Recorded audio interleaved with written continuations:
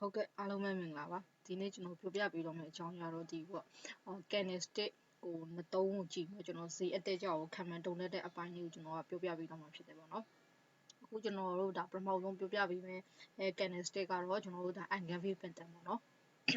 engulfing pattern ဆိုတဲ့အတိုင်းပဲကျွန်တော်တို့ဒါ candlestick ကိုနှစ်သုံးကြည့်ဖို့လိုတယ်ပေါ့နော်ဈေးတက်ကြောက်ခံမှန်းတုံလက်တဲ့အခါမှာဆိုရင်ကျွန်တော်တို့ candlestick ကိုနှစ်သုံးကြည့်ပေးဖို့လိုတယ်အဲ့မှာဆိုလို့ရှိရင်ကျွန်တော်တို့ဒီမှာဆိုရင်ဒီပုံလေးအတိုင်းပဲပေါ့နော်ဒီ engulfing pattern ဆိုလို့ရှိရင်ကျွန်တော်တို့ဒါ engulfing pattern မှာဆိုလို့ရှိရင်ကျွန်တော် bullish နဲ့ bearish မှာကျွန်တော်တို့ဒါနှစ်မျိုးရှိရပေါ့နော်အဲ့နှစ်မျိုးထဲမှာဆိုလို့ရှိရင်ကျွန်တော်တို့ဒါbullish engulfing ဆိုလို့ရှိရင်ကျွန်တော်တို့ဒါဒီပထမ candlestick ကပြောမှဆိုရင်ပထမ candle ကကျွန်တော်တို့ဒါအနီရောင်ဖြစ်ရမှာပေါ့နော် bear candle ဖြစ်ရမယ်ကျွန်တော်တို့ဒါဒီ bear candle မှာအနောက်ကဒုတိယ candlestick ကကျွန်တော်တို့ဒါပါ bull candle ဖြစ်ရမယ်ပေါ့နော်အစိမ်းရောင် candlestick ဖြစ်ရမယ်ဒီအစိမ်းရောင် candlestick ကကျွန်တော်တို့ဒါဒီအစိမ်းရောင် candlestick ရဲ့ဒီအဖွင့်ဈေးနဲ့ကျွန်တော်တို့ဒါအပိတ်ဈေးပေါ့ပြောမှဆိုရင်ဒါ body ပေါ့နော်ပြောမှဆိုရင်ဒီ body ကကျွန်တော်တို့ဒါပထမ candlestick ကိုကျွန်တော်တို့ဒါငုံနေရမယ်ပေါ့နော်ငုံနေရမယ်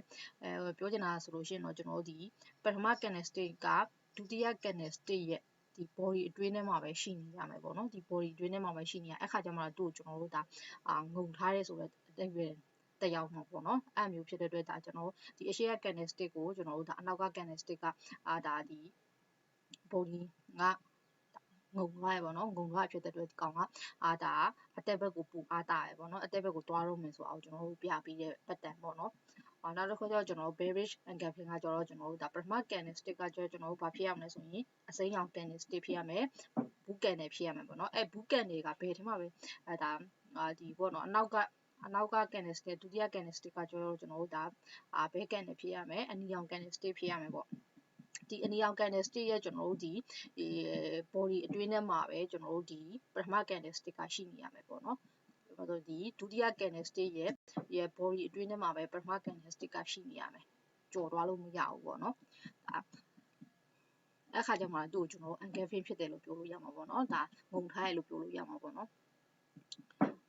အဲ့လိုရှင်ဒီလိုမျိုး candlestick လေးကျွန်တော်တို့ရဲ့ချက်မှာတွေးခဲ့ပြီဆိုလို့ရှိရင်ကျွန်တော်တို့ဒါဈေးတက်မလားကျမလားကျွန်တော်တို့ခံမှန်းသုံးသပ်လို့ရပြီပေါ့နော်အများတော့အဖြစ်ဆိုလို့ရှိရင်ကျွန်တော်တို့ဒါbullish engulfing ပေါ့နော် bullish engulfing ဆိုလို့ရှိရင်အရှိမပါလာမလဲဆိုကျွန်တော်တို့ဒါအကျလာခဲ့မယ်ပေါ့နော် down trend တစ်ခုလာခဲ့မယ်လာခဲ့ပြီးတော့ခါကျတော့ down trend လာခဲ့ရဖြစ်တဲ့အတွက်ဒါအနီရောင် candle လေးပေါ့နော်အနီရောင် candle လေးဖြစ်နေမယ်ဖြစ်နေပြီးလို့ရှိရင်ဒုတိယ candle မှာဆိုရင်ကျွန်တော်တို့ဒီမှာဒီပုံလေးကအတိုင်းပဲပေါ့နော်အစိမ်းရောင် candlestick ဖြစ်သွားမှာပေါ့နော်bear candle ဖြစ်တော့မှာဒီ bear candle ကရဲ့ body အတွင်းထဲမှာပဲကျွန်တော်တို့ဒီအရှိကပထမ candle ဖြစ်တဲ့ bull candle လေးကဒီအနောက်က candle လေးကဒီအရှိရ candle လို့ကျွန်တော်ငုံထားရပေါ့နော်ပြောမှဆို body အတွင်းထဲမှာရှိနေတာ哦ဒီ candlestick ကအဲ့ဖြစ်တဲ့ဒီကောင်ကိုကျွန်တော်တို့ဒါbullish engulfing လို့ပြောလို့ရပါဘူးဒီ candle နှစ်သုံးပြီးသွားပြီဆိုတာနဲ့ကျွန်တော်တို့ဒီလိုမျိုး candlestick ပုံစံနဲ့ဒီလိုနှစ်သုံးရှင်းကြည့်လိုက်လို့ရှင်ဒီလိုမျိုးပုံစံတွေဖြစ်ပြီဆိုတာနဲ့ကိုကျွန်တော်တို့ကနောက်ထပ် candle တစ်လုံးအစမှာတည်းကကျွန်တော်တို့ဘာလို့ရတယ်လဲဆိုလို့ရှိရင်ကျွန်တော်တို့ဒါ buy entry ဝင်လို့ရတယ် buy entry ဝင်လို့ရတယ်ပေါ့နော်ဒါ bullish engulfing ဖြစ်နေတဲ့အတွက်ကျွန်တော်တို့ aware order ဖွင့်လို့ရတယ်ပေါ့နော် aware order ဖွင့်ပြီးလို့ရှိရင်ကျွန်တော် SM ကြောဘယ်နှထားပေးရအောင်ဆိုဒီ candlestick ပေါ့နော်ဒီ candlestick ဒုတိယ candlestick ရဲ့ကျွန်တော်တို့ဒါ lower shadow ဟိုပိုင်နဲ့ lower shadow ပေါ့မပါလို့ရှိရင်ဒီဒုတိယ candlestick ရဲ့အောက်ဖက်မှာဈေးအနှဲငယ်ခွာပြီးမှကျွန်တော်တို့ stop loss ကိုကျွန်တော်တို့ပေးထားတင်တယ်ပေါ့နော်ကျွန်တော်တို့ဒါအမြတ်ယူမယ်ဆိုလို့ရှိရင်တော့ကျွန်တော်တို့ဒါအများယူမှာဆိုလို့ရှိရင်တော့ကျွန်တော်တို့ဒီအနည်းဆက်ဆုံးကျွန်တော်တို့ resistance ဈေးထဲမရောက်ခင်မှာလည်းကျွန်တော်တို့ဒါအမြတ်ယူလို့ရရပေါ့နော်အမြတ်နဲ့ထွက်ခဲ့လို့ရရပေါ့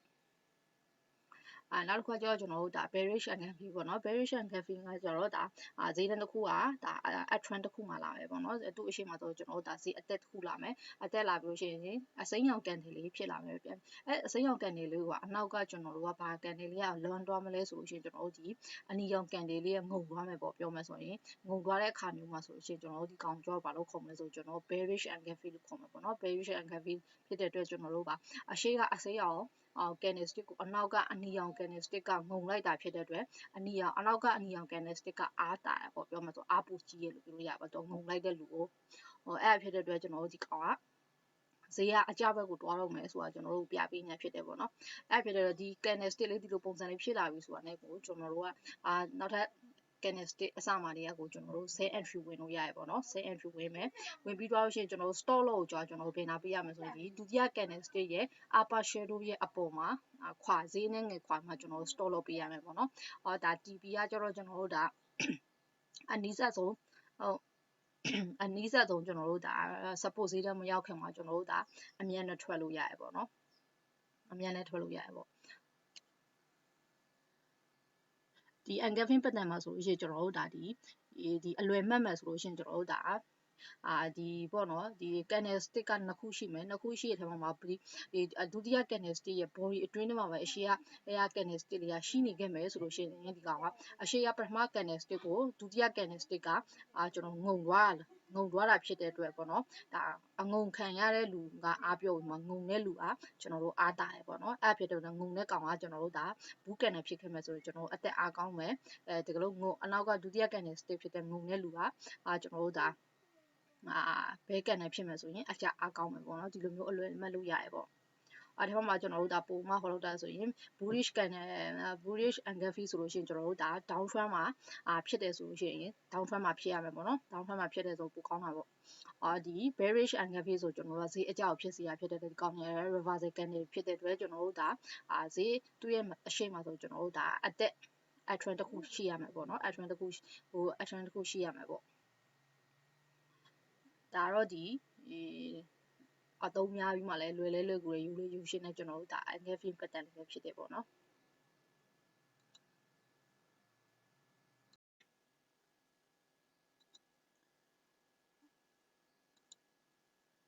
ခုဒါနောက်ထပ် candlestick ပေါ့နော် candlestick နှစ်သုံးကိုကြည့်မှကျွန်တော်တို့ဒါဈေးအသက်ကြောင့်ခံမှန်းတုတ်တဲ့ဒါမှဆိုနောက်ထပ် candlestick ကရဲ့ pattern တစ်ခုကတော့ကျွန်တော်တို့ဒါ Harami pattern ပေါ့နော် Harami pattern ပေါ့နော်သူလည်းဒါ candlestick နှစ်သုံးကိုကြည့်မှကျွန်တော်ဈေးအသက်ကြောင့်ခံမှန်းတုတ်တက်ရတာပဲပေါ့နော် Harami ဆိုတဲ့အဓိပ္ပာယ်ကကျွန်တော်တို့ဒါဂျပန်ဘာသာစကားလို့တော့ပြောတယ်ပေါ့နော်ဒါဂျပန်လို့ဆိုလို့ကျွန်တော်ဒီပေါ့ကိုဝန်ဆောင်တယ်လို့ပြောချင်တာပေါ့နော်ကိုဝန်ဆောင်တယ်ပေါ့အဲ့ဖြစ်တဲ့အတွက်ကျွန်တော်တို့ဒီမှာဆိုရင် candlestick နှစ်သုံးရှိမှာကျွန်တော်တို့ဒီ Harami မှာလည်းကျွန်တော်တို့ဒါဈေးအသက်ကိုပြပေးတဲ့ Harami bullish Harami နဲ့ဈေးအကျကိုပြပေးတဲ့ bearish Harami ဆိုနှစ်မျိုးရှိရပေါ့နော်အဲ့မှာဆိုရင် bullish Harami ဆိုလို့ရှိရင်သူကဒါပထမ candle ပေါ့နော်ပထမ candle ရဲ့ကျွန်တော်တို့ဒီ body အတွင်းထဲမှာပဲဒုတိယ candle ရရှိရမှာပေါ့နော်ဘာမှဆိုရင်ဒါခဏ engulfing နဲ့တော့ကျွန်တော်တို့ဒါမရောထွေးရှိစေချင်ဘူးပေါ့နော်မရှုပ်ထွေးစေချင်ဘူးဒီ Harami ကကျတော့ပထမ candle ကဒါဘာဖြစ်လို့ဆိုရင် bullish အသက်ကိုပြပေးတဲ့ဟာဆိုလို့ရှိရင်ကျွန်တော်တို့ဘာလဲမသိဘူးရင်ဈေးအတက်ကိုပြပေးတဲ့ candlestick ဆိုရင်ပထမ candlestick ကကျွန်တော်တို့ဒါဘဲ candle ဖြစ်ရမှာပေါ့နော်ဒုတိယ candlestick ကကျွန်တော်တို့ဘူး candle ဖြစ်ရမယ်ဘူးကန်နေဖြစ်ရမယ်ကျွန်တော်တို့ဒါကန်နေကနေရလွဲလို့မရဘူးပေါ့နော်ဒါပထမ candlestick ကဘဲကန်နယ်ဖြစ်ရမယ်ကျွန်တော်တို့ဒုတိယ candlestick ကဘူးကန်နယ်ဖြစ်ရမယ်ပထမ candlestick ရဲ့ဒီပေါ့နော် body အတွင်းထဲမှာပဲကျွန်တော်တို့ဒုတိယ candlestick ကရှိနေရမယ်ကျွန်တော်တို့ဒါမျက်လုံးထဲမှာတစ်ချက်မြင်အောင်ကြည့်ပေါ့ကိုဝန်အောင်တယ်ပေါ့နော်ဘီတစ်ဆောင်ရက်ရခုံဆောင်တယ်ပေါ့နော်အဲ့ဟာမှာကျွန်တော်တို့ဒါမတ်တက်ရက်နေတဲ့ခါကျဘိုက်လေးကအလဲခေါင်းမှာပူနေရပေါ့နော်အဲ့လိုမျိုးပုံစံမျိုးလေးပဲကျွန်တော်တို့ဒီပထမ candlestick ရဲ့ကျွန်တော်တို့တဝက်လောက်မှာပေါ့နော်ဒီတဝက်လောက်တဝက်လောက်မှာကျွန်တော်တို့ဒီ candlestick လေးကရှိနေရမယ်ပေါ့ပြောမယ်ဆိုရင်ဒီ candlestick လေးကဘိုက်လေးပူထွက်နေတယ်လို့မျိုးပေါ့နော်အဲ့လိုမျိုးရှိနေတယ်ဆိုရင်ဒါသူ့ကို Harami pattern လို့ပြောလို့ရတယ်ပေါ့နော် Harami ဖြစ်တယ်လို့ပြောလို့ရတယ်ပေါ့ Harami pattern ဖြစ်တယ်လို့ကျွန်တော်ပြောလို့ရတယ်ပေါ့ဒါတော့ဒါဒီလိုမျိုး candlestick လေးနှစ်ခုကိုတွေ့ပြီဆိုတော့ ကျွန်တော်တို့ဒါဈေးပြန်တက်တော့မယ် reversal ပြန်လိုက်သွားတော့မယ်ဆိုတော့ကျွန်တော်တို့ပြောပြပေးနေဒါ bullish Harami လေးပဲဖြစ်တယ်ပေါ့နော်နောက်တစ်ခုကကျတော့ကျွန်တော်တို့ဒါ bearish Harami ကကျတော့ကျွန်တော်တို့ဒါပထမ candlestick ကကျွန်တော်တို့ဒါ ဘူးကန်နယ်ဖြစ်ရမယ်ကျွန်တော်တို့ဒါဘူးကန်နယ်ဖြစ်ရမယ်ကျွန်တော်တို့ဒီဒုတိယ candlestick ကဘဲကန်နယ်ဖြစ်ရမယ်ဘဲကန်နဲ့ဖြစ်ရမှာပေါ့နော်ဒီကောင်ကဘာကိုပြပေးရလဲဆိုကျွန်တော် bearish Harami လို့ပြောတဲ့အတိုင်းကျွန်တော်တို့ကဈေးအကျကိုပြပေးတယ်ဈေးကျတော့မယ်ဆိုတာကိုပြပေးတယ်candlestick pattern ပဲဖြစ်တယ်ပေါ့နော်အဲ့ပါဆိုလို့ရှိရင်ပထမ candlestick ရဲ့ဒီပေါ့နော် body အတွင်းထဲမှာပဲကျွန်တော်တို့ဒီဒုတိယ candle ကလည်းကျွန်တော်တို့ရှိနေရမယ်ဒုတိယ candle ကလည်းရှိနေရမယ်ပေါ့နော်ပြောမယ်ဆိုလို့ရှိရင်ကျွန်တော်တို့ဒါဒီပထမ candlestick ရဲ့ကျွန်တော်တို့ဒါဒီအလယ်လောက်မှာပေါ့နော်ပြောမယ်ဆိုရင်လည်းဒါပြောမှဆိုရင်ဒီကောင်ဒီပထမ candlestick ရဲ့ကျွန်တော်တို့တဝက်ကိုမကြော်တဲ့နေရာနားလေးမှာကျွန်တော်တို့ဘာဖြစ်လဲဒုတိယ candlestick ကရှိနေရမယ်ပေါ့နော်ဒုတိယ candlestick ကရှိရမယ်ဒီ body အတွင်းထဲမှာပဲဒီ candlestick ကရှိနေရမယ်ပေါ့နော်ဒါမှတော့ကျွန်တော်တို့ဒါကုန်းဆောင်တဲ့ပုံစံနဲ့ back လေးပူထွက်နေတဲ့ပုံစံနဲ့တူမှာပေါ့နော်ဒါ ဒီလိုမျိုးဖြစ်နေပြီဒီလိုမျိုးဟိုအတန်ဟိုလားကျွန်တော်တို့တွေးခဲ့မယ်ဆိုတော့ဒီကောင်ကကျွန်တော်တို့ဈေးအကျကိုတွားတော့မယ်ဆိုတာကိုပြပေးနေတဲ့ pattern တစ်ခုပဲဖြစ်တယ်ပေါ့နော်ဒီကောင်တွေးပြီဆိုရင်ကျွန်တော်တို့ဘလို့အရောင်းဝယ်လုပ်ရမလဲပေါ့နော်နောက်ပြီးဘယ်နားမှာတွေးရမှာလဲဆိုတဲ့ဟာလေးကကျွန်တော်တို့ဒီမှာbullish harami ဆိုတဲ့ဟာကကျွန်တော်တို့ဈေးအသက်ကိုပြပေးရဖြစ်တဲ့အတွက်ဒီကောင်ကကျွန်တော်တို့ဒါဈေးကိုဘာဖြစ်လဲဈေးကကျလာတယ်ပေါ့နော်ကျလာပြီးလို့ရှိရင်ဒါကျလာရင်ဖြစ်တယ်ကျွန်တော်တို့ဒါ red candle ပေါ့ပြောမယ်ဆိုရင် bear candle ဖြစ်မယ် bear candle ဖြစ်ပြီးတဲ့နောက်မှာကျွန်တော်တို့ဒါဒီပေါ့ဘူးကန်နယ်လေးတေးသေးလေးဖြစ်လာမှာပေါ့နော်ဒီလိုမျိုးတွေ့ပြီဆိုဒီကန်နယ်လေးနှစ်ခုလေးကျွန်တော်ကြည့်လိုက်မယ်ဆိုတော့ဒါဘာဖြစ်သွားလဲဆိုရင်harami ပုံစံလေးဖြစ်နေပေါ့နော် harami ပုံစံလေးဖြစ်နေတဲ့အတွက်ကျွန်တော်တို့ဒါဒီ harami ကိုမှကျွန်တော်တို့ဒါ bullish harami ဖြစ်တဲ့အတွက်ကျွန်တော်တို့ဒါဈေးအသက်ကိုပြပေးတော့မယ်ဆိုတာဈေးအသက်ကိုတွားတော့မယ်ဆိုတာကျွန်တော်တို့ပြပေးနေတဲ့ candle stick ဖြစ်တယ်ပေါ့နော်အဲ့ဖြစ်တဲ့ကျွန်တော်တို့ဒါ order ဝင်မယ်ဆိုရင်ကျွန်တော်တို့ဒါဒီ pattern ဒီ candle stick နှစ်ခုပေါ့နှစ်ခုပြီးသွားပြီဆိုရင်လည်းကျွန်တော်တို့ဒါနောက်ထပ် candle stick အစမှလည်းကျွန်တော်တို့ဒါ buy entry ဝင်လို့ရတယ်ပေါ့နော် buy entry ဝင်လို့ရတယ် buy entry ဝင်ပြီးတော့ရှင်းကျွန်တော်တို့ဒါtake profit ကိုကျွန်တော်တို့ဒါနီးစပ်ရ resistance ဈေးတန်း resistance ဈေးတန်းမရောက်ခင်မှာကျွန်တော်တို့ဒါရေတိုအမြတ်နဲ့ထွက်လို့ရတယ်ပေါ့နော်ရေတိုအမြတ်နဲ့ထွက်လို့ရတယ်နောက်တစ်ခါကျတော့ကျွန်တော် SN ထားတော့မယ်ပေါ့နော် stop loss ကတော့ဒါမှာပဲ order တစ်ကြောင်း trade တိုင်းမှာ stop loss နဲ့ TP ကတော့ကျွန်တော်မဖြစ်မနေထားတဲ့အရာဖြစ်တဲ့အတွက်ကျွန်တော် stop loss ထားတော့မယ်ဆိုလို့ရှိရင်ကျွန်တော်တို့ဒါဒီပထမ candle stick ရဲ့ကျွန်တော်တို့ဒါ lower shadow ပေါ့နော် lower shadow ရဲ့ကျွန်တော်တို့အောက်ဖက်မှာဈေးအနည်းငယ်ခွာပြီးမှကျွန်တော်တို့ stop loss ကိုမဖြစ်မနေထားတင်တယ်ပေါ့နော်မဖြစ်မနေထားတင်တယ်နောက်ပြီးတော့ခါကျတော့ကျွန်တော်တို့ bearish harami မှာဆိုလို့ရှိရင်တော့ကျွန်တော်တို့ဒါဘယ်နားမှာပေါ်မှာဆိုတော့ဈေးကဘာဖြစ်လဲဆိုရင် reversal သွားတဲ့ကန်တဲ့အမျိုးအစားဖြစ်တဲ့အတွက်ကျွန်တော်တို့ဒီဈေးတစ်ခုကဘာဖြစ်လဲအသက်လာရလာမယ်ဈေးကတက်ခဲ့တယ်ပေါ့နော်တက်ခဲ့ပြီးတော့တနေရာရောက်တဲ့အချိန်မှာဆိုရင်ဒါကျွန်တော်တို့ဒါအနီရောင်ပြောမှဆိုရင်ဘဲကန်တယ်လေကျွန်တော်တို့ပေါ်ခဲ့မယ်เนาะဘဲကန်တယ်တွေကကျွန်တော်တို့ဒီပထမကန်တယ်အရှိရသူ့ရဲ့အရှိရကန်တယ်ရဲ့ကျွန်တော်တို့ဒီ body အတွင်းထဲလေးမှာပဲရှိနေမှာပေါ့เนาะ body အတွင်းထဲလေးမှာပဲကျွန်တော်တို့ရှိနေမယ်ဒီလိုပုံစံလေးဖြစ်တယ်ဆိုတော့သူ့ harami pattern လို့ပြောလို့ရတယ်ဒီ harami တွေ့ပြီဆိုတာနဲ့ကျွန်တော်တို့ဖြစ်လဲဈေးကျတော့မယ်ဆိုတော့ကျွန်တော်တို့သိရတော့မှာပေါ့เนาะအဲ့ဒါဖြစ်တဲ့အတွက်ကျွန်တော်တို့ဘာဖြစ်လဲဆိုရင်ဒီနောက်ကန်တဲ့အစမှာတွေကကိုကျွန်တော်တို့က sell entry ဝင်လို့ရတယ် sell entry ဝင်ပြီးလို့ရှိရင် TV ကိုကျွန်တော်တို့ဒီပထမ candlestick ရဲ့ upper shadow ပိုင်းဆိုတော့ upper shadow ပေါ့နော် upper shadow မပါခဲ့ဘူးဆိုလို့ရှိရင်ကျွန်တော်တို့ဒီ candlestick ရဲ့အပေါ်အနည်းငယ်လေးဈေးအနည်းငယ်ခွာပြီးမှကျွန်တော်တို့ဘာလို့ရတယ်လဲဆိုလို့ရှိရင် stop loss ထားရမယ် stop loss ထားရမယ်ကျွန်တော်တို့ဒါဒီ take profit အမြတ်ကိုကျွန်တော်တို့ဒါဒီဈေးအကြောက်သွားဖြစ်တဲ့ support ဈေးတန်းတွေပေါ့နော်ကျွန်တော်တို့ဒါsupport ဈေးတန်းနေဖြစ်တဲ့ဒါအနီးစပ်ဆုံး support ဈေးတန်းမရောက်ခင်မှာကျွန်တော်တို့ဒါအမြတ်နဲ့ထွက်ခဲ့ဖို့လိုတယ်ပေါ့နော်ထွက်ခဲ့ဖို့လိုတယ်ပေါ့ဟောဒါနောက်တနည်းကျွန်တော်တို့အမြတ်ယူရနေရတော့ပေါ့နော်အမြတ်ယူရနေရတော့ကျွန်တော်တို့ဒါဒီပထမကန်တွေပေါ့ပြောမှဆိုရင်ဒါဒီပုံလေးတရားတိုင်းဆိုရင်ကျွန်တော်တို့ဒီပထမကန်တွေကပထမကန်တွေရဲ့ဒီမှာပေါ့နော် shadow ရောအကုန်လုံးယူပါနော်ကျွန်တော်တို့ဒါ body တင်ယူအောင်မဟုတ်ပထမကန်တွေတစ်ခုလုံးပေါ့ပြောမှဆိုပထမကန်တွေတစ်ခုလုံးကရဲ့အကွာအဝေးတိုင်းကိုကျွန်တော်တို့ဒါဟိုယူပါပေါ့TP ယူပါမျိုးလည်းရှိရပေါ့နော် TP ယူပါမျိုးလည်းရှိတယ်ပထမကန်တွေကဥမာဆိုရင်ဒီပထမကန်တွေတုံးရဲ့ဈေးကွက်အသွားထားပစ်ပေါင်းပေါ့နော်ပစ်ပေါင်းက10 pit ရှိရဆိုလဲကျွန်တော်တို့ဒါဒီ TP ယူမယ်ဆိုလို့ရှိရင်ကျွန်တော်တို့ဒါ10 pit ပေါ့နော်ဒီ take profit ယူမယ်ဆို10 pit ယူရပေါ့နော်အဲ့လိုမျိုးလဲကျွန်တော်တို့ယူလို့ရရပေါ့နော်ဒါပေမဲ့ကျွန်တော်တခုပြောချင်တာတော့ကျွန်တော်တို့ဒီ candlestick ဒီတေကိုကြည့်တယ်ပေါ့နော် candlestick pattern ကိုကျွန်တော်တို့ဒါတစ်သုံးပဲကြည့်ကြည့်နှစ်သုံးပဲကြည့်ကြည့်သုံးသုံးပဲကြည့်ကြည့်ကျွန်တော်တို့ဒါအယောင်းဝယ်လုပ်မယ်ဆို candlestick pattern တစ်ခုတည်းနဲ့ပဲကျွန်တော်တို့ဒါအယောင်းဝယ်လုပ်ထားလဲစားရှင်ခဏပြောလို့ support resistance တော့လောက်အောင် trend တော့လောက်အောင်တစ်ခုခုနဲ့ကျွန်တော်တို့တွဲပြီးမှကျွန်တော်တို့အသုံးပြုတင်တယ်ပေါ့နော်တခြား other confirmation ပေါ့နော် other confirmation တစ်ခုခုနဲ့တွဲသုံးပြီးပါဒီ candlestick ကြီးပဲတီးတိုင်တော့မလုံးနဲ့ပေါ့နော်မတုံးနဲ့ပေါ့နော်တခြား confirmation ကောင်းလေကျွန်တော်တို့အတွက်က ring rate percent ကပိုများလေပေါ့အဲ့ဖြစ်တော့လဲကျွန်တော်ဒါအခုဆိုရင် TP ဘယ်နာထားမှာ SM ဘယ်နာထားမှာဆိုတော့အကုန်ပြောတာ candlestick တွေပြောတဲ့အထက်မှာဆိုကျွန်တော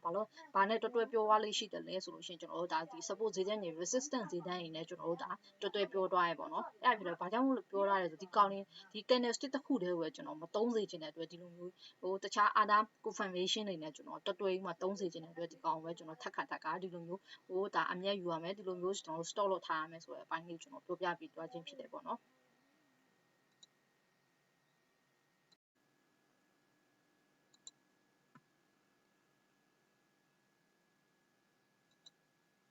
Okay, not a candlestick to hold on that just a donut is up, put on bono, the Kennedy Hallett that candlestick not only Jima, young well looked at Ponsame bono. Yeah, Peter Reginald Mother, just a dot, or just a dot, so that I don't know what Helen, so she indeed is a mere muddy one, or that I mean the take by my one, or the mere muddy other place when she do me, I'm candlestick not only the mere don't take it, and my idea why I do me, I will not be on my ocean. ဒီလိုမျိုးတူရမှာပေါ့ဒီ candlestick ကပထမ candlestick တော့မှဆိုရှင်ပထမ candlestick ကဘာ candlestick ဖြစ်ရမှာဆို bullish candlestick ဖြစ်ရမယ်ကျွန်တော်တို့ဒုတိယ candlestick က bearish candlestick ဖြစ်ရမယ် bearish candle ဖြစ်ရမှာပေါ့နော်ဒီလိုမျိုးဖြစ်လို့ရှိရင်ကျွန်တော်တို့ဒီဟာပေါ့ပြောမှဆိုရင်ဒါ body နဲ့ဖြစ်ဖြစ်ကျွန်တော်တို့ shadow နဲ့ပဲဖြစ်ဖြစ်ပေါ့နော်ဒါအမြင့်ဆုံးတက်သွားမျိုးပဲဖြစ်ဖြစ်ပေါ့နော်ဒီလိုမျိုးအမှတ်တွေကဘာဖြစ်လဲဆိုအမြင့်ဆုံးတက်သွားတဲ့အမြင့်မှတ်တွေကဘာဖြစ်လဲဆိုရင်ဈေးတန်းတစ်ခုတည်းမှာပဲပေါ့နော်ဈေးတန်းတစ်ခုတည်းမှာပဲဒါတူနေတယ်ပေါ့နော်အဲ့လိုမျိုးနေဆိုလို့ရှိရင်ကျွန်တော်တို့ဒီကောင်ရောဒီ candlestick ကိုကျွန်တော်ဘာလို့ trigger တော့လို့ခေါ်ရပေါ့နော်နောက်တစ်ခုကျတော့ trigger bottom ဆိုတဲ့အတိုင်းကျွန်တော်တို့ဒါအောက်ခြေပေါ့နော်အောက်ကအနှိမ့်မှတ်ပေါ့နော်စိမ့်လို့ပေါ့နော်ကျွန်တော်တို့ဒါအနှိမ့်မှတ်တွေကဘာဖြစ်လဲဒီ candlestick နှစ်ခုလုံးကဒါဘုံနဲ့ပဲတူကျွန်တော် shadow နဲ့ပဲတူနေမှာပေါ့နော်စိမ့်လို့ပါပေါ့နော်အနှိမ့်မှတ်တွေကကျွန်တော်တို့ဒါဈေးတန်းတစ်ခုထဲမှာပဲကျွန်တော်တူနေရပေါ့နော်ဒီလိုမျိုးပုံစံတွေထဲမှာပါကျွန်တော်တို့ဒါအရှိ candlestick ပထမ candlestick ကကျွန်တော် bearish candlestick ဖြစ်ရမယ်ဒုတိယ candlestick ကကျွန်တော် bullish candlestick ဖြစ်ရမယ်ပေါ့နော်ဒီလိုမျိုးဖြစ်နေဆိုရင်ဒီကောင်ကိုကျွန်တော်တို့ trigger bottom လို့ခေါ်တယ်ပေါ့နော် trigger bottom လို့ခေါ်တယ်trigger bottom လို့ခေါ်တယ်အထက်မှာဆိုရင်ကျွန်တော်တို့ဒါ trigger bottom ကကျွန်တော်တို့ဒါဒီအတက်ဘက်ကိုပြပေးခဲ့ဈေးတက်တော့မယ်ဆိုတော့ကျွန်တော်တို့ပြပေးတဲ့ pattern တစ်ခုဖြစ်မှာကျွန်တော်တို့ trigger တော့ကကျွန်တော်တို့ဒါဈေးအကြောက်ကိုပြပေးတဲ့ candlestick ဖြစ်တယ်ပေါ့နော်ဈေးအကြောက် candlestick ဒီပုံလေးထဲမှာတစ်ချက်ကြည့်အောင်ပေါ့နော်ကျွန်တော်တို့ okay ဒီမှာဆိုလို့ရှိရင်ဒါကျွန်တော်တို့ဒါဆိုရင်တပံဒီရဲ့အမြင့်မှတ်နဲ့ကျွန်တော်တို့ဒီအမြင့်မှတ်နဲ့ဆိုလို့ရှိရင်ဒါတူနေရပေါ့နော်ဒါတူနေရပေါ့ဒီလိုမျိုးတူတယ်ဒီမှာဆိုလဲကျွန်တော်တို့တူတယ်ပေါ့နော်ဒီလိုမျိုးလေးဆိုလို့ရှိရင်ကျွန်တော်တို့ဒါအမြင့်မှတ်တူတယ်ဆိုလို့ရှိရင်ကျွန်တော်တို့ trigger တော့လို့ခေါ်ပြီးကျွန်တော်တို့အနှိမ့်မှတ်တွေပေါ့နော်ဒါအနှိမ့်မှတ်တွေဈေးအနှိမ့်မှတ်တွေကကျွန်တော်တို့ဒါတူနေတယ်ဆိုလို့ရှိရင်ကျွန်တော်တို့ဒါtrigger bottom လို့ခေါ်တယ်ပေါ့ပြောမှဆိုလို့ရှိရင်ကျွန်တော်တို့ဒါဒီ support resistance ပဲကျွန်တော်တို့ပြန်ပြောရအောင်ပေါ့နော်အဲ့မှာဆိုရှင်ဈေးတန်းတစ်ခုဒီ resistance ဈေးတန်းကိုပဲပြောရမှာဆိုရင် trigger တော့ဆိုရင်ဒီ resistance ဈေးတန်းကိုပဲဘာဖြစ်လဲဆိုရင် candle တွေကဘာဖြစ်လဲ break မဖြစ်နိုင်ဘူးပေါ့နော်ဒီ resistance ဈေးတန်းလေးရောက်ပြီဆိုတော့ဈေးကပြန်ကျတော့ရတယ်တက်မယ်ဆိုရင်ဒီ resistance ဈေးတန်းအထိဒီပဲတက်တာပေါ့နော်ပြောမှဆိုဒီအပေါ်မှာကျွန်တော်တို့ဘာဖြစ်မလဲဆို resistance ဈေးတန်းတစ်ခုရှိမှာပေါ့နော်ရှိလို့ဟိုတဲ့အခါမျိုးမှာကျွန်တော်တို့ဒါ break မဖြစ်နိုင်တဲ့အခါမျိုးမှာဆိုရင်ကျွန်တော်တို့ဘာလို့ရှိတတ်တယ်ဆိုရင်ဒီလိုမျိုးဟို trigger တော့တွေကျွန်တော်တို့ပေါ်တက်လေးရှိရပေါ့နော်နောက်တစ်ခုကကျတော့ကျွန်တော်တို့ဒါဒီမှာဆိုရင် trigger bottom ဆိုတဲ့အတိုင်းပဲကျွန်တော်တို့ပါရှိမလဲဆိုလို့ရှိရင်ဒါသူကအနှိမ့်မှတ်တွေပေါ့နော်အနှိမ့်မှတ်တွေကတူနေရမှာပြောမယ်ဆိုဒီအနှိမ့်မှတ်ကိုကျွန်တော်တို့ break မဖြစ်နိုင်ဘူးပေါ့နော်ပြောမယ်ဆိုဒီကောင်က support ဈေးတန်းပေါ့နော်ဥပမာ support ဈေးတန်းတစ်ခုဒီ support ဈေးတန်းကိုလာချိတယ် break မဖြစ်နိုင်တော့ပြန်တက်တယ်ဒီလိုမျိုးပေါ့နော်ဒီ support ဈေးတန်းကိုကျွန်တော်တို့ဒါ break မဖြစ်နိုင်တာဖြစ်တဲ့အတွက်ကျွန်တော်တို့ဒါဒီပြန်တက်နိုင်တယ်ဆိုတဲ့အဓိပ္ပာယ်နဲ့လည်းတူတယ်ပေါ့နော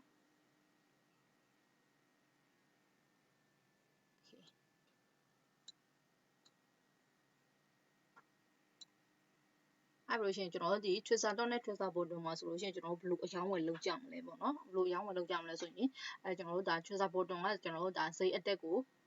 တွားမယ်ဆိုတဲ့ဟာကိုပြပေးတဲ့ဟာဖြစ်ပြီးမှကျွန်တော်တို့ trigger dot ကကျွန်တော်ဈေးအကြောက်ကိုပြပေးတဲ့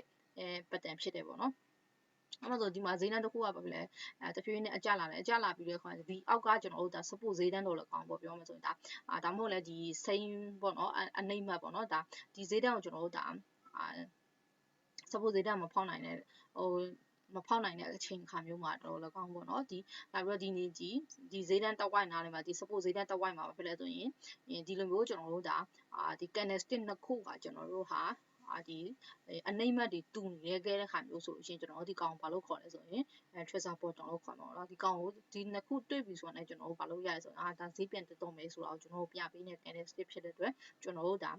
ါနောက် candlestick မှာဆိုလို့ရှိရင်ကျွန်တော်တို့ buy entry ဝင်လို့ရတယ်ပေါ့နော် buy entry ဝင်လို့ရတယ်ကျွန်တော်တို့ဒါstore လို့ထားမယ်ဆိုရင်ဒီ candlestick ရဲ့ဒီ candlestick ရဲ့အောက်ဘက်မှာကျွန်တော်တို့ဒါဒီ shadow ပေါ့နော် shadow lower shadow ရဲ့အောက်ဘက်အနေငယ်မှာဈေးအနေငယ်ခွာပြီးမှလည်းကျွန်တော်တို့ SN ထားလို့ရတယ်လို့ကျွန်တော်တို့ဒါအနည်းဆက်ဆုံးကျွန်တော်တို့ support ဈေးတန်းရဲ့အောက်ဘက်မှာလည်းကျွန်တော်တို့ SN ထားလို့ရတယ်အမြတ်ယူမယ်ဆိုလို့ကျွန်တော်တို့ဒါ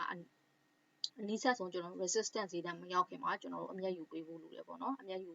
ယူထွက်ဖို့လိုတယ်ပေါ့နော်နောက်တစ်ခါကျ tracer တော့ပေါ့နော် tracer တော့ကကြတော့ဒါသူ့အရှိမှာပဲလာမလို့ဆိုကျွန်တော်တို့ဒါအတက်ပေါ့နော်ဈေးကအတက်လာပြီးတဲ့ခါကျတော့ဒီတနေရအမြတ်ရောက်တဲ့အချိန်မှာပေါ့ပြောမဆိုဒါ resistance ဈေးတန်းလည်းဖြစ်နိုင်တယ်ပေါ့နော်ဒီ resistance ဈေးတန်းအရောက်မှာဆိုရင်ကျွန်တော်တို့ဒါမဖောက်နိုင်တဲ့အခါမျိုးတွေမှာဆိုလို့ရှိရင်ဒီ tracer တော့တွေကျွန်တော်တို့တွေ့တတ်လေးရှိရပေါ့နော် tracer တော့တွေ့တတ်လေးရှိတယ်ဒီမှာဆိုလို့ရှိရင်ကျွန်တော်တို့ဒါ tracer တော့ဆိုတဲ့အတိုင်းကျွန်တော်တို့ဒါအမြင့်မှတ်ပေါ့နော်ဒါအမြင့်မှတ်တွေကဘာဖြစ်လဲတူနေရမယ်ညီနေရမယ်ပေါ့နော်တူနေရမယ်အဲ့ဆိုလို့ရှိရင်ဒီလိုမျိုးပုံစံလေးဖြစ်ပြီးဆိုလို့ရှိရင်ကျွန်တော်တို့ကဖြစ်တယ်ဈေးအကြောင်းပြပြီးဖြစ်တဲ့အတွက်ကျွန်တော်တို့ကဘာလို့လဲဆို sell and view ဝင်လို့ရတယ် sell and view ဝင်လို့ရှိရင်ကျွန်တော်တို့ဒါ SN ကိုကျွန်တော်ဘယ်နားမှာထားပေးရမလဲဆိုဒီtracer တော့ရဲ့ဒါupper share လို့ရှိရဆို upper share လို့မရှိလဲ body ဆိုလဲ body ပေါ့နော်ဒီကောင်ရဲ့အပေါ်ဘက်မှာဈေးအနေငယ်ခွာမှလည်း store လုပ်ပေးနိုင်တယ်လို့ကျွန်တော်အနည်းဆက်ဆုံး resistance ဈေးတန်းရဲ့အပေါ်မှာလည်းကျွန်တော်တို့ store လုပ်ပေးနိုင်တယ် take profit ကိုကျွန်တော်တို့ဒီအနည်းဆက်ဆုံး support ဈေးတန်းမရောက်ခင်မှာကျွန်တော်တို့ဒါဒီကောင် reversal ကနေအမျိုးအစားတွေပဲဖြစ်တဲ့အတွက်ကျွန်တော်တို့ဒါအနည်းဆက်ဆုံး support ဈေးတန်းမရောက်ခင်မှာကျွန်တော်တို့ဒါအမြတ်ယူလို့ရတယ်ပေါ့နော်ပြောမှဆို reversal ဖြစ်တဲ့အတိုင်းတခါကြောက်ရှင် reversal ကကျွန်တော်တို့ဒါ trend တစ်ခုလုံး reversal ဖြစ်သွားနိုင်တာဖြစ်နိုင်တယ်ကျွန်တော်တို့ဒီပေါ့ retracement ယူရတယ်ဖြစ်နိုင်တယ်ပေါ့နော် retracement reversal လည်းဖြစ်နိုင်တာဖြစ်တဲ့အတွက်ကျွန်တော်တို့ဒါအနည်းဆက်ဆုံး support ဈေးတန်းမရောက်ခင်မှာတော့ကျွန်တော်တို့ဒါအမြတ်နဲ့ဒီလိုထွက်ထားလိုက်ပေါ့Okay အဲ့ဆိုလို့ရှိရင်တော့ကျွန်တော်တို့ဒီနေ့ပြောပြပေးတဲ့ထဲမှာတော့ candlestick နှစ်သုံးကိုကြည့်ပြီးမှကျွန်တော်တို့ဒါဈေးအတက်ကြောက်ခံမှန်းသုံးသပ်ပြီးမှဘယ်လိုအရောင်းဝယ်လုပ်ရမလဲဆိုတဲ့အပိုင်းလေးကိုကျွန်တော်ပြောပြပေးတော့ဖြစ်တယ်အဲ့ဖြစ်တော့ကိုယ့်ရဲ့ဒီတင်ငန်းစာကိုကြည့်ပြီးသွားပြီဆိုလို့ရှိရင်တော့ကိုယ့်ရဲ့တကယ်ချက်မှာလဲကျွန်တော်တို့ဒီ pattern လေးရှာကြည့်ပါရှာကြည့်ပြီးမှကျွန်တော်တို့ဒါတကယ်ဈေးကွက်ထဲအားဘယ်လိုတွားသွားတယ်ဆိုတာလေးကိုကျွန်တော်တို့ဒါကိုယ်ဖန်နဲ့ကိုပေါ့နော်bad test လုပ်ကြည့်ပါOkay အဲ့လုပ်ကြည့်လို့ထဲမှာပါကိုအဆင်မပြေတဲ့ပိုင်းနားမလဲပိုင်းလေးရှိရဆိုတော့ကျွန်တော်တို့ဒါ diet ပြန်မေးလို့ရရပေါ့နော်